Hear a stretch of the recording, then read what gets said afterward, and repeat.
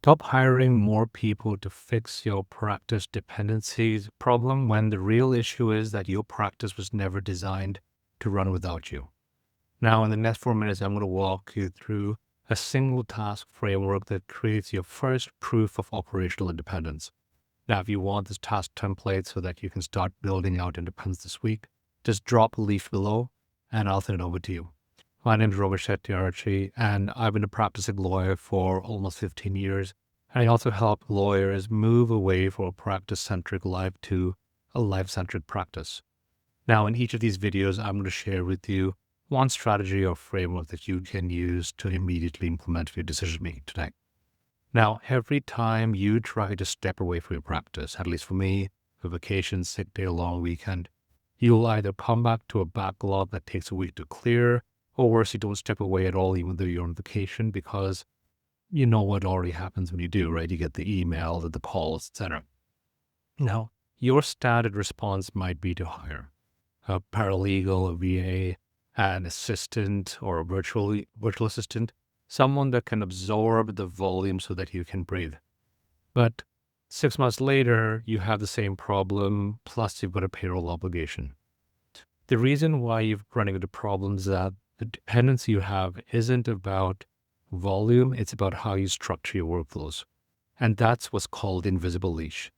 Your operations are never documented into a system that can run without your direct involvement. You're the bottleneck. So every task, every decision, every client question moves back to you.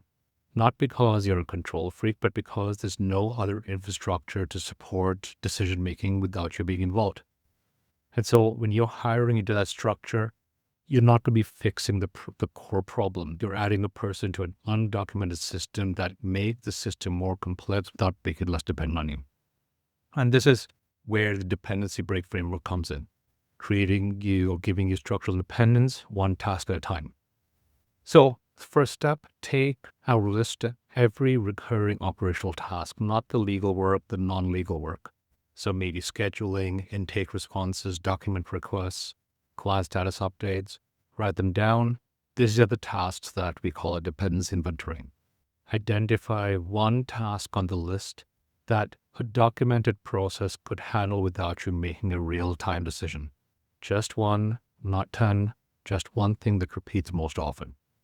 And then you can document it step by step, decision by decision, until something else, frankly, you're delegating to someone or something else, technology, can complete it without asking you.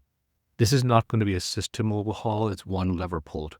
The moment the practice completes the task without you is the moment the leash gets measurably shorter.